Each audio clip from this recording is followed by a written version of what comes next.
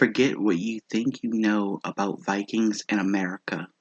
Leif Erikson may have discovered it, but another lesser-known figure attempted something far more ambitious: colonization.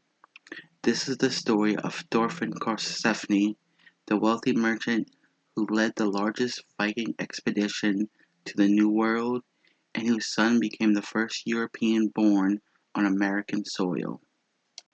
Born in Iceland around 975 to 980 AD, Thorfinn Thordarson, better known as Thorfinn Karlsefni, wasn't your typical raiding Viking. He was a shrewd and prosperous merchant, a man of considerable wealth and influence. His fascinating byname, Karlsefni, translates to "the makings of a man" or "one who has the stuff of a man," suggesting he possessed innate leadership qualities even early on. He wasn't just a successful businessman. The sagas trace his lineage back to revered figures like Old the Deep-Minded, a powerful Norse matriarch, and Olaf the White, King of Dublin. This royal heritage undoubtedly added to his prestige. His story truly begins, however, when he marries the remarkable Gudrid Thorbjarnardóttir in Greenland. Gudrid was a formidable explorer in her own right, a widow who had traveled extensively, often considered the most well-traveled woman of the Viking Age. Their union would set the stage for an unprecedented adventure. Leif Erikson had famously stumbled upon Vinland years earlier, a land teeming with resources that Greenland desperately lacked: timber, fertile grazing land, and perhaps even wild grapes. But Leif's visits were brief, exploratory. Thorfinn, however, envisioned something grander. He wasn't just looking for new trade routes, he aimed to establish a permanent settlement, a new Norse colony in this promising land. Inspired by tales of its abundance, Thorfinn organized the most ambitious transatlantic voyage of the Viking Age. This was no mere raiding party. He brought not just warriors, but entire families, craftsmen, and crucially, livestock: cattle, sheep, and other animals essential for a farming community. Estimates vary between the sagas, but he led anywhere from 60 to a staggering 160 people, packed into three longships along with their animals and provisions.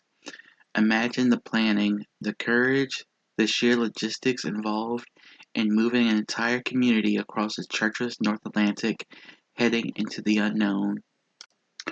Thorfinn meticulously followed the established route, traversing the same landmarks Leif Erikson had named.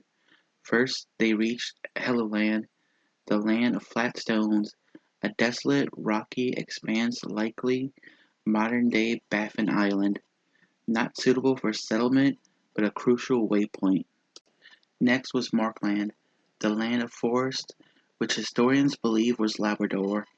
Here they found dense woodlands, a treasure trove of timber that Greenlanders desperately needed for building and repairs. They gathered some but pressed on, seeking the more fertile lands described in Leif's accounts.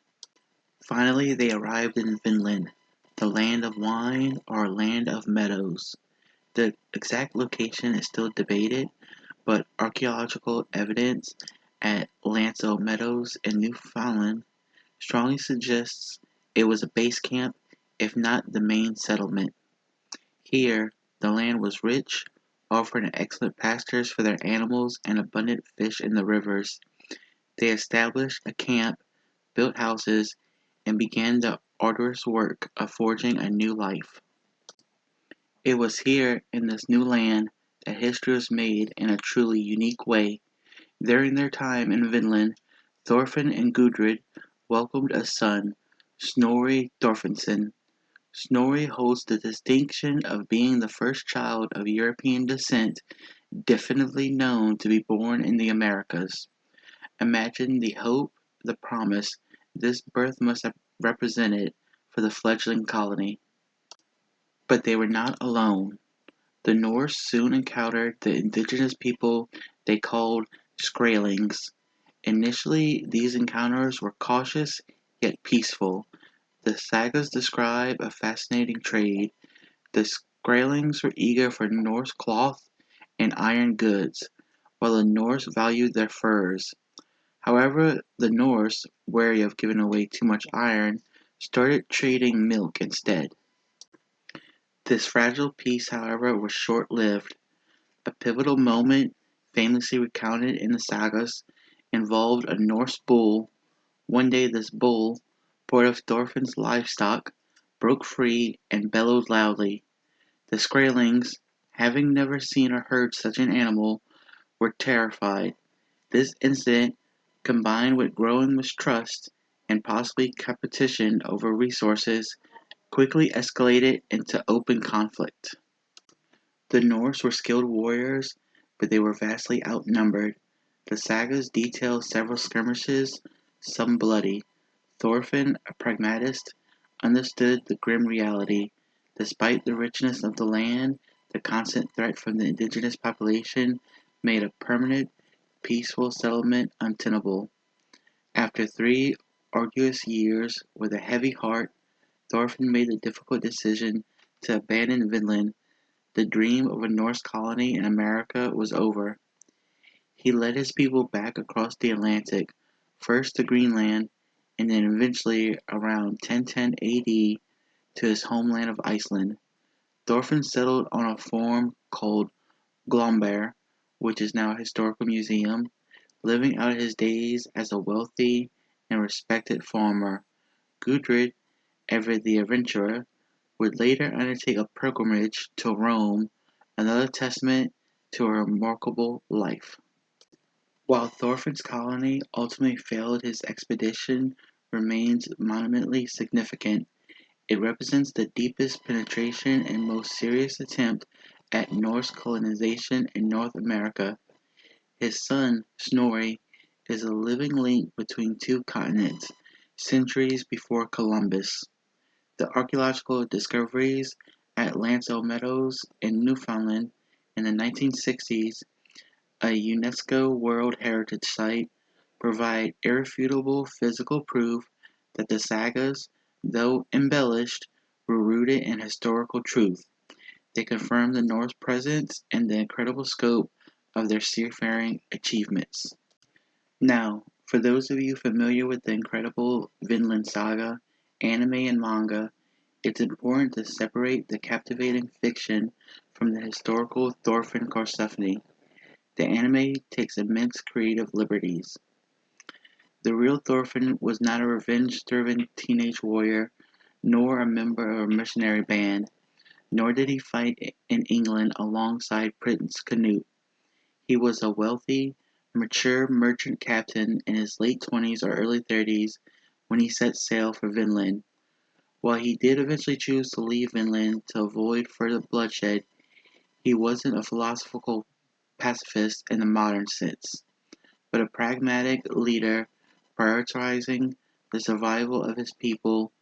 The anime is a fantastic story, but it's a very different journey from the historical reality. And that is the real story of Thorfinn Karlsefni. I hope you all enjoyed this video. If you did, please drop a like, leave a comment down below, subscribe if you're new to the channel. I plan on doing some more of these for the other characters as well, like Leaf, his wife, Thorkel, whoever is based on a real person. I'm gonna do like a video like this on them, go over the details. I left some stuff out there that I want to bring up in other videos. So, I know it's probably somebody that watches this that knows like some details were left out. And, we're like, well, actually, that kind of person. But anyways, guys, I hope you all enjoyed the video. If you did, like I said, drop a like, leave a comment, do whatever you want. I hope you're all having a blessed day. I love you guys, and I will see you in the next video.